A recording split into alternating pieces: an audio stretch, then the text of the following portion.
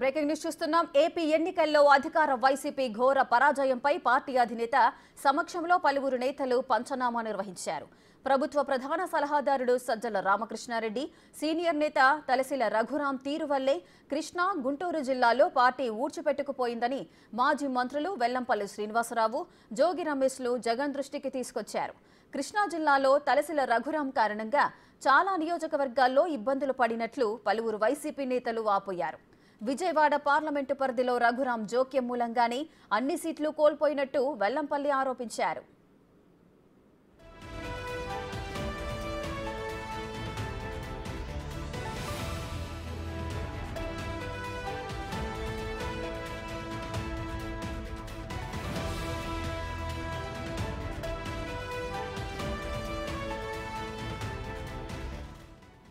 నియోజకవర్గాల్లో పరిస్థితిని అనేక సందర్భాల్లో తమ దృష్టికి తీసుకువచ్చేందుకు ప్రయత్నించినప్పటికీ సజ్జల అవకాశం ఇవ్వలేదని మాజీ మంత్రి వెల్లంపల్లి జగన్ దృష్టికి తీసుకొచ్చారు.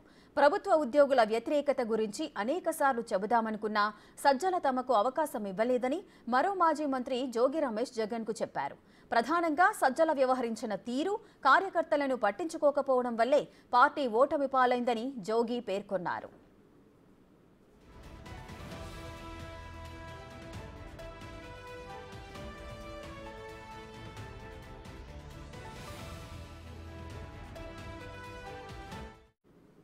పార్టీ ఓటమిపై సమీక్ష పూర్తయిన తర్వాత జగన్ వారితో మాట్లాడుతూ ఇకపై ప్రతి అంశాన్ని తానే స్వయంగా పరిశీలిస్తానని చెప్పినట్లు వైసీపీ నేతలు చెప్పారు. మరో వారం రోజుల్లో అందరం మళ్లీ సమావేశమై వాస్తవ పరిస్థితులపై విశ్లేషణ చేద్దామని జగన్ చెప్పారని అన్నారు.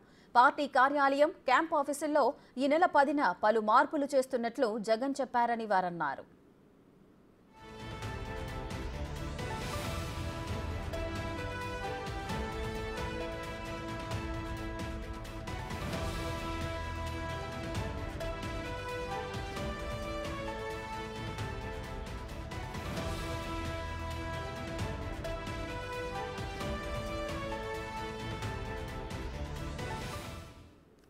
మరింత సమాచారం మా అమరావతి శివ లైవ్ లో అందిస్తారు.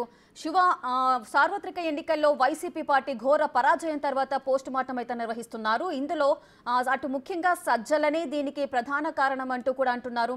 మరో విధంగా మాజీ మంత్రి తలసిల కూడా దీనికి ఒక కారణం అంటూ కూడా అందరూ పేర్కొంటున్నారు. దీనికి సంబంధించిన అప్డేట్స్ ఏంటి, ఏం జరుగుతోంది?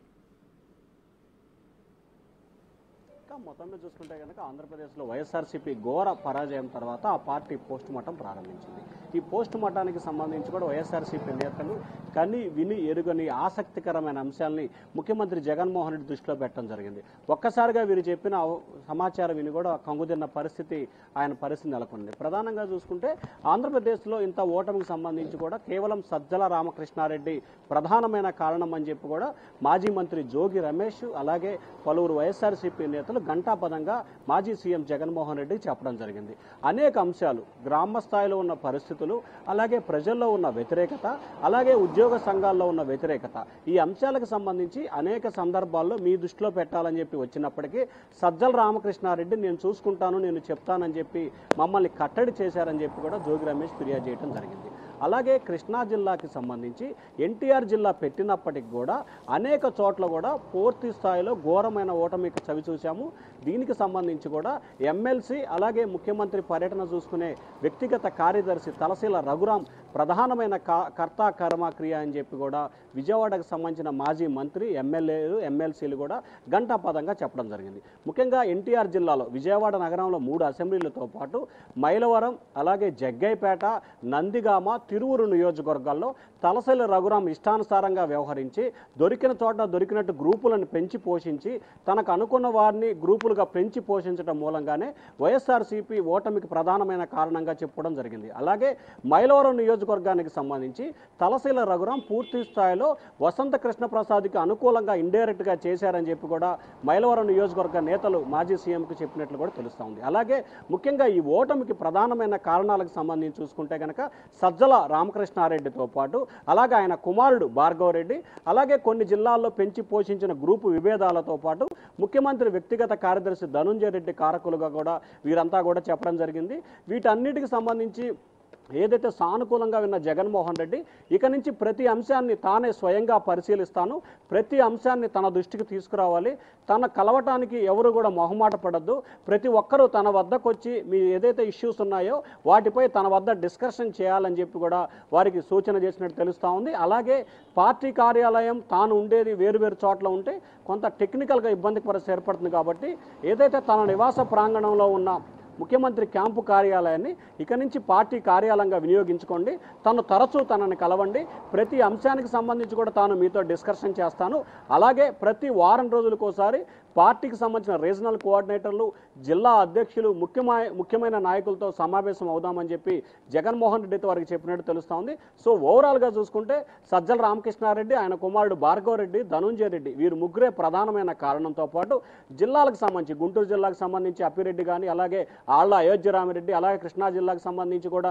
తలశీల రఘురామ్, ఇట్లా ఒక్కొక్క జిల్లాకు సంబంధించి ఒక్కొక్క నేతలు వారు ముఖ్యమంత్రి సజ్జల రామకృష్ణారెడ్డి పేర్లు చెప్పుకొని ఇష్టానుసారంగా వ్యవహరించి అక్కడ గ్రూపుల్ని పెంచి పోషించడం, వైఎస్ఆర్సీపీ నేతలను ఇబ్బందులు పాలు చేయటం, అలాగే డబ్బులు ఏదైతే పోల్ మేనేజ్మెంట్ విషయంలో తమ పాత్ర లేకుండా వారే ఇష్టం వచ్చినట్టు వ్యవహరించడం, కొన్ని చోట్ల అధికార పార్టీకి వ్యతిరేకంగా వీరే ప్రతిపక్ష పార్టీలతో కొమ్మక్కై పనిచేశారనేది ప్రధానంగా ఫిర్యాదు చేయడం జరిగింది. శివ, ఇంతకు ముందు వారు అన్నారు అటు సజ్జల రామకృష్ణారెడ్డి కానీ తలసిల రఘురామ్ కానీ వీరంతా కూడా ప్రధాన సమస్యలు ఏవైతే ఉన్నాయో అటు ఉద్యోగుల సమస్య కానీ అదేవిధంగా నిరుద్యోగిత వ్యతిరేకత, సో ఈ రెండు అంశాలను ఒకవేళ సీఎం జగన్ దృష్టికి తీసుకువెళ్ళినట్లయితే ఆ ప్రాబ్లమ్స్ సాల్వ్ అయినట్లయితే ఈ సీట్ల సంఖ్య అంటే ఇప్పుడు సార్వత్రిక ఎన్నికల్లో వచ్చిన సీట్ల సంఖ్య కాస్త మెరుగుపడే అవకాశాలు ఉండేవంటారా?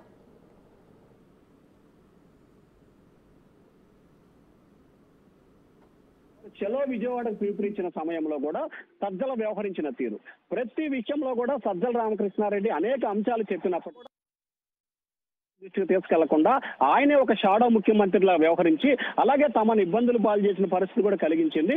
అలాగే ఉద్యోగుల విషయంలో కానీ నిరుద్యోగ విషయంలో కానీ ముఖ్యమంత్రి కనుక సానుకూలంగా స్పందించినట్లయితే, ఈ అంశాలు ముఖ్యమంత్రి దృష్టికి కనుక తీసుకున్నట్లయితే పోస్టల్ బ్యాలెట్ల విషయంలో ఖచ్చితంగా వైఎస్ఆర్సీపీ కొంత అనుకూలంగా పడే ఉంది. దాదాపుగా వన్ సైడ్ ఏదైతే పోస్టల్ బ్యాలెట్ కి సంబంధించి 5,39,000 ఓట్లు పడ్డాయో దీంట్లో దాదాపుగా 3,50,000 పైగానే ప్రతిపక్ష టీడీపీకి పడ్డాయి. సో ఈ అంశాన్ని కనుక ముఖ్యమంత్రి దృష్టికి తీసుకెళ్తే ఖచ్చితంగా మరొక 20 నుంచి 30 సీట్లు అదనంగా వైఎస్ఆర్సీపీకి వచ్చే అవకాశం ఉందని చెప్పి కూడా ఆ పార్టీ నేతలతో విశ్లేషించుకున్నారు. దానికి సంబంధించి కూడా గణాంకాలతో సహా ముఖ్యంగా ఎవరైతే మాజీ మంత్రి వెల్లంపల్లి శ్రీనివాసరావు కానీ, నందిగామకు సంబంధించిన మండితోక జగన్మోహన్ రావు కానీ, అలాగే గుంటూరు తనని ఓడించడమే ఏకైక ధ్యేయంగా కూడా గుంటూరు నగరంలో ఉన్న వైఎస్ఆర్సీపీ నేతలు పనిచేశారు. దీనికి కర్మ క్రియగా అప్పిరెడ్డి వ్యవహరించారని చెప్పి ఆమె కన్నీరు కూడా పెట్టుకున్నట్లు కూడా తెలుస్తోంది. సో ఓవరాల్ గా చూసుకుంటే ఎవరి ఇష్టానుసారం వాళ్ళు వ్యవహరించి అంతిమంగా పార్టీని స్థితికి తీసుకురావడానికి కారకులయ్యారు. ఖచ్చితంగా నిరుద్యోగులకి ఉద్యోగులకు సంబంధించిన సమస్యని అప్పటి ముఖ్యమంత్రి దృష్టికి కనుక తీసుకొచ్చినట్లయితే కొంత ఖచ్చితంగా ఫలితాల్లో మార్పులు చేర్పులు జరిగే అవకాశం ఉండేదనేది కూడా ఆ పార్టీ నేతల అభిప్రాయంగా కనిపిస్తా ఉంది. Right, thank you Shiva, thanks for the live details.